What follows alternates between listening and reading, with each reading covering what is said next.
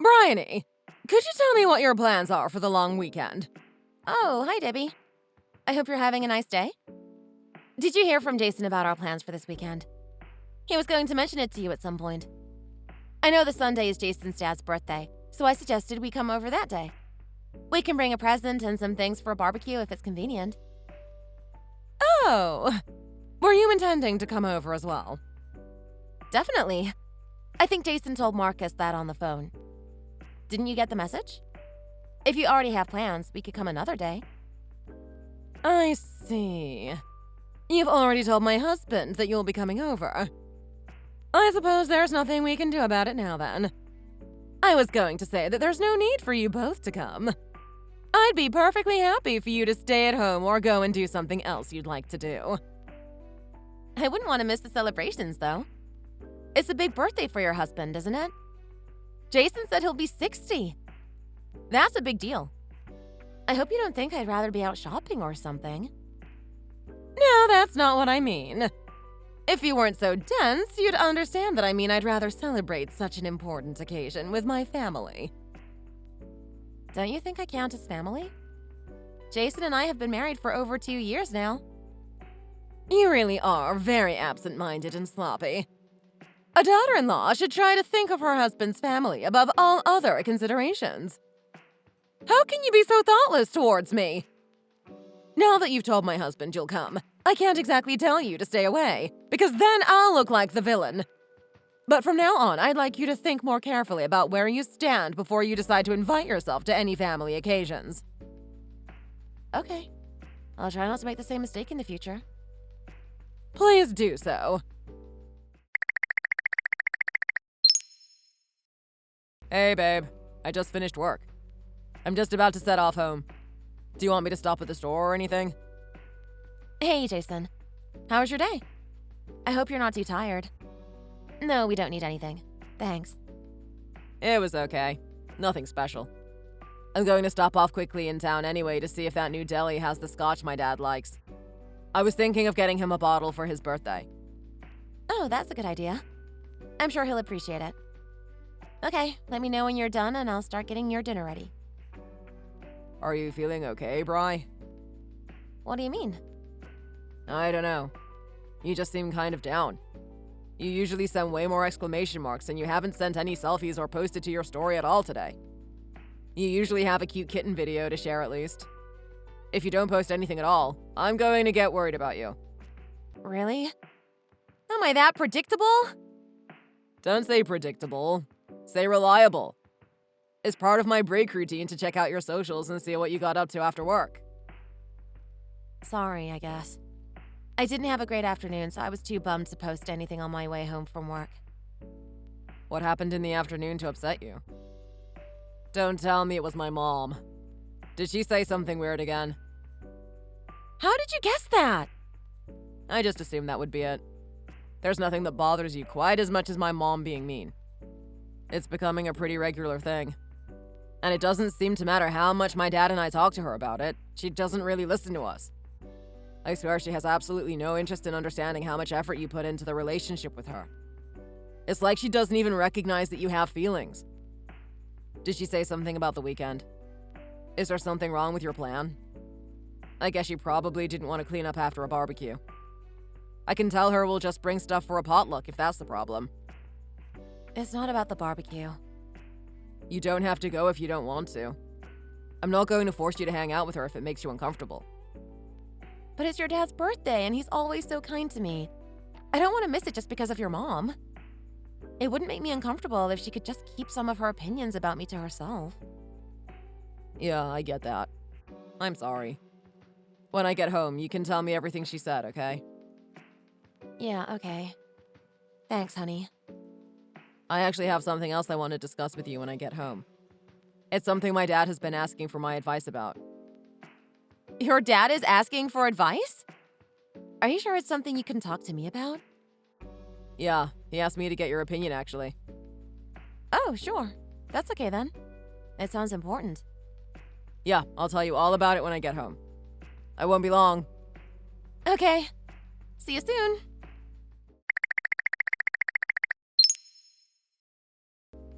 real drama queen, aren't you, Bryony? To cause a huge fuss and storm out of the house just because you weren't allowed a glass of the expensive champagne. You're ridiculous. How old do you think you are? You can't act like a sulky teenager every time something doesn't go your way, you know. You're not even a member of this family, yet you expect to be treated like you deserve a share of whatever my son has. It's nonsensical. I wish you wouldn't keep ruining any family gathering you turn up at, invited or not. I haven't stormed out like a sulky teenager, actually. But considering you won't let me have any of the food from the barbecue or potluck, including some that I cooked and brought myself, I went out to the grocery store to buy myself some lunch. I haven't had anything to eat since 7 a.m. I'm very hungry already. You've gone where? I hope you're not at our local grocery store. I'd be ashamed of you turning up there to buy food. Some of my acquaintances work there, and they know we were planning Marcus's birthday party today. What will they think if my daughter-in-law is buying food for herself? That's not really my problem, Debbie. People will think I'm a cruel mother-in-law. Are you happy with that? So, do you think most people consider starving your daughter-in-law at a family party to be unreasonable behavior? Or even cruel? Oh, please. I'm sure you can miss one meal. You're not so weak that you can't stand to be hungry for a few hours, are you? Can I ask one thing? Did you give me all those jobs to do so I would be out of the way when everyone was eating? Then you could make sure there wasn't enough food left for me? That's a terrible accusation. How dare you? It's pretty clear to me what you're trying to do. What I'm doing is perfectly fair. Let me ask you one question in return. Who do you think is gate-crashing this party that I organized specifically so that I could spend time alone with my close family? That person is you, isn't it?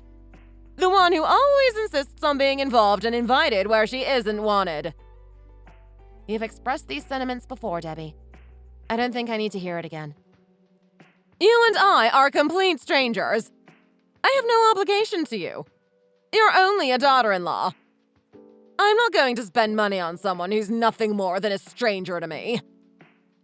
What you mean to say is, you don't want me to eat the food everyone has prepared for the party, or the meat you bought, because you would consider that a waste of food and money.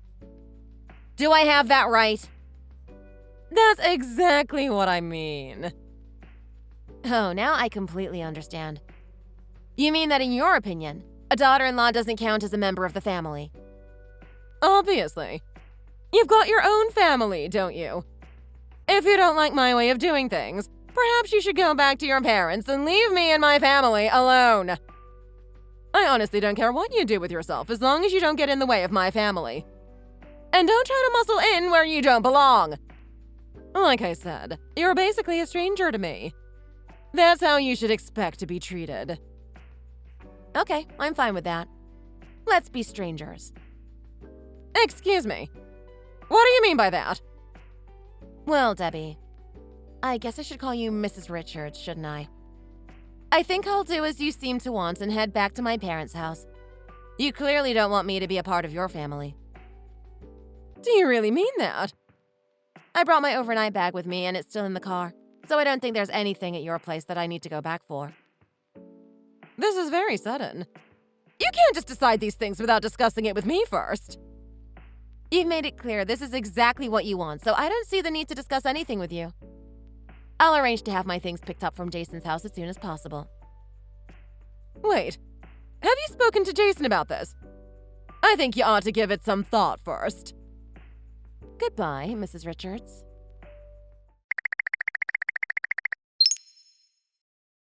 Jason, your mom said that thing about daughters-in-law just being strangers in their husband's family again. Oh, she did? Have you left already? Understood. Sorry for making you put on a show like that. It's no problem.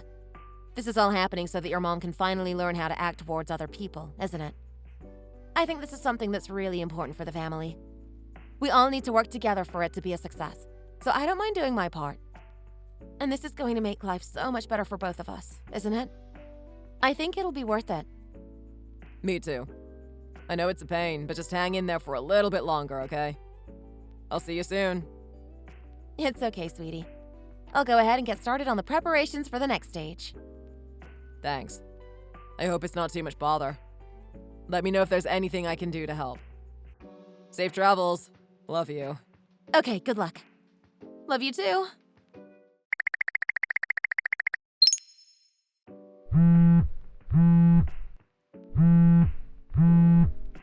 Hi, Mrs. Richards. I'm sorry, I can't talk now. I'm on a bus. Text message will do just fine for what I have to say. You must come back here right now, Bryony. I'm afraid I can't. I said I was on a bus, didn't I? The bus doesn't stop until it gets to my parents' city, which is still a couple of hours away. That's fine. Just get another bus back here once you get there. It's very important that you obey me. No, thank you. Do you refuse to do what I say? I see no reason to obey you when you're nothing but a stranger to me. You have no right to demand it like that. Oh, forget about that for a second.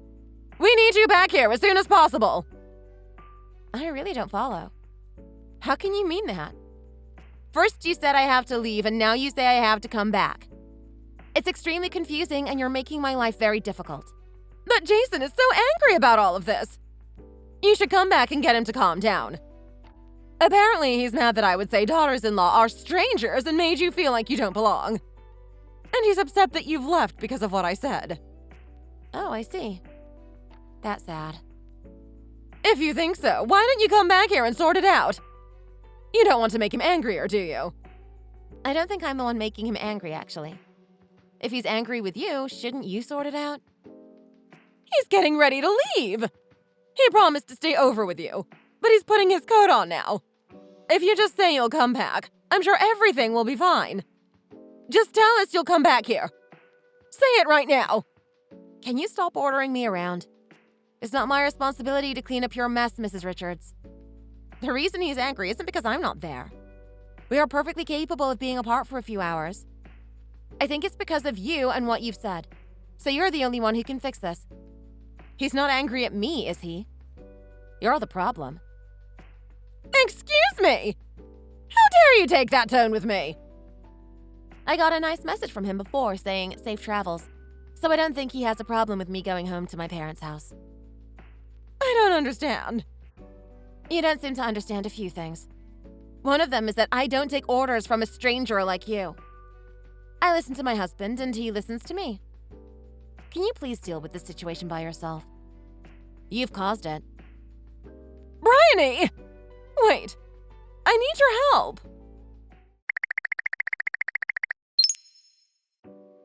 Bryony, this is beyond ridiculous now. I can't deal with it anymore. Why won't you help me? Hello, Mrs. Richards. What is it this time? Why do you keep forgetting that we're basically strangers? My husband has left me. There's a package on the kitchen table with divorce papers inside. He has signed them. And all of his things are gone. Wow. That's unexpected. Don't you know where he could have gone? How could I? I don't talk to Marcus about those kinds of things. But you talked to Jason. He might have told you what's going on. Why don't you ask Jason? He won't talk to me either. Neither of them is answering my calls or messages. Jason's phone must be turned off because it goes straight to voicemail. Oh, then I can't help you. Since you and I are strangers, Jason and I are also strangers, so he and I haven't spoken since yesterday. There's no reason I could possibly know where your father is, don't you think? What are you talking about? Since when are you and Jason strangers? Since you said you don't consider me a part of your family, we have absolutely nothing to do with each other now. I'll be going now. I don't have time to waste talking to people who aren't part of my life at all. Bryony, there's been a huge misunderstanding. You have to help me.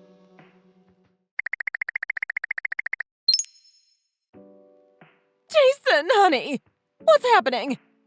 Are you and Bryony going to get a divorce? Oh, yeah, I guess. That's the plan. Then you'll come home to live with me, won't you? No. Why would I? Your father has gone. He left and took all his stuff. There are divorce papers in the kitchen. I haven't touched them yet, but I can see he signed them. Oh, you're talking about you and Dad getting a divorce? Yeah, I heard about that. You knew! Of course I knew. He asked me about it and I gave him some advice. Why didn't you tell him not to go through with it? I don't see why I should have said that. He seemed really unhappy. Did you see the letter he left? You were telling Bryony you thought daughters-in-law were just strangers to their husbands' families, weren't you? So he assumed you meant that you considered his family strangers too. You're a daughter-in-law to them, after all. But I think if you're a stranger to your husband's family and your husband is a part of that family, that means you're a stranger to him as well, doesn't it? I'm taking his side over this. It just makes sense to me that if you're a stranger to him, you're a stranger to me too. Goodbye then. Wait! Jason, you don't really mean it, do you? Jason!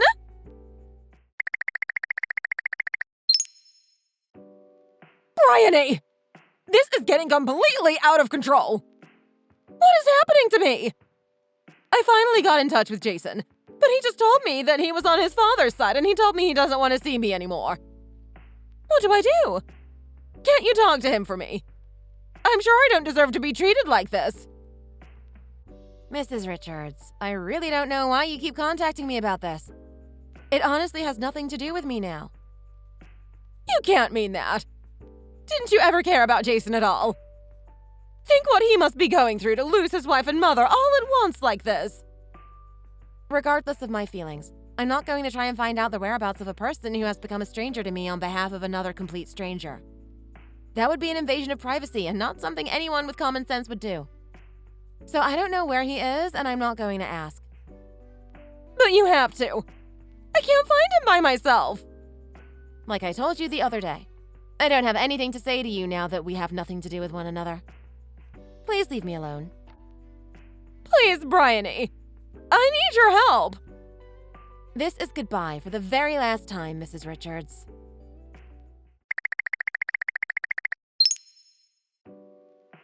Hey, sweetie. I'm getting off the bus in about 15 minutes, I think.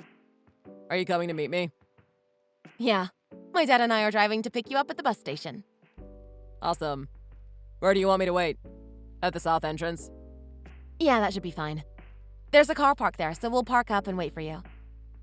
I think we'll get there around the same time as your bus, so if you don't see us straight away, don't worry. Okay, no problem. What's the plan after that? Have you had lunch already? I'm starving! I want to grab something to eat, but then let's go home and put the finishing touches to our vow renewal plans. I'm so excited for tomorrow. Yeah, that's fine. We didn't have lunch either, so I was wondering if you wanted to go to the Mexican restaurant that you like by the bank? Sounds great. What time does your dad arrive tomorrow? My mom is doing some snacks for while we get ready, and she wants to know if she should have enough for him. Oh, that would be great. I think he's planning on setting off early, so I expect he'll be really hungry by the time he gets to your parents' place. He was aiming to arrive about 10 a.m. Okay, great. I'll let her know. Do you want to drive by your new office on the way home? My dad thought it might be useful for you to see where it is. Monday is your first day, so I guess it'll be your first time driving there. We don't want you getting lost and being late. Oh, is that okay? I'd love that. I haven't actually seen the place yet. Yeah, it's fine. I know your interview was on Zoom, but I wasn't sure if you'd been over to see the office last time you were here. I didn't get round to it. Hey, have you finished writing your vows for tomorrow yet? Not yet.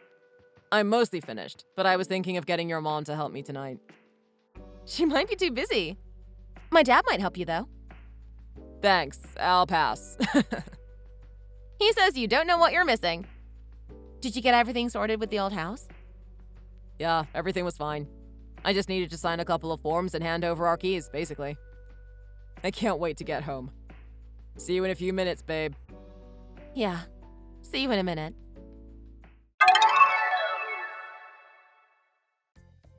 I should probably start by explaining exactly what happened with my marriage. I never actually got a divorce from Jason. We just said we would do it, and Jason flashed around some fake divorce papers when his mom was looking, so she thought it was real. He said she came over to our old house quite a lot to begin with, to try and convince him to forgive her and help her find his dad. But he just pretended to be all sad about the divorce. And eventually, she left him alone because he was still mad and kept telling her it was all her fault. Which it was. Her own divorce was real enough, though. I'm not sure if it's final yet, because she put up such a fuss. They could only agree on terms about a month ago. Jason told me that he thought his father had probably been putting up with a lot from his mother for much longer than we originally thought.